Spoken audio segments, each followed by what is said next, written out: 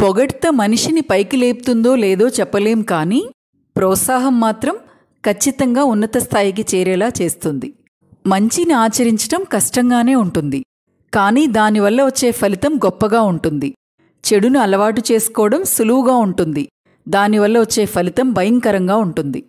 మీ శత్రువు చెప్పే మాటలు వినండి, మీలో లోపాలేంటో వివరిస్తాడు. ప్రశ్నించేవాడు అందరికీ అవివేకిలా కనిపించవచ్చు, కానీ ప్రశ్నించలేనివాడు ఎప్పటికీ అవివేక్గానే మిగిలిపోతాడు. 10 మందిలో ఉన్నప్పుడు పట్టింపులు మరిచిపోవాలి, నలుగురిలో ఉన్నప్పుడు నవ్వుతూ పలకరించాలి. కష్టాల్లో ఉన్నప్పుడు మనకు మనమే ఓదార్చుకోవాలి, మన అనుకున్నప్పుడు కొన్ని పరిస్థితులను సర్దుకుపోవాలి. జీవితంలో ఎన్ని బంధాలున్నా సరే మన ఇష్టాలని కష్టాలని పంచుకోవడానికి భగవంతుడు సృష్టించిన అద్భుతమైన అనుబంధం స్నేహం. గొప్పవాళ్లు తక్కువ మాటల్లోనే ఎన్నో మంచి విషయాలు చెబుతారు. అల్పులు ఎంత మాట్లాడినా పనికొచ్చే విషయం ఒక్కటి ఉండదు.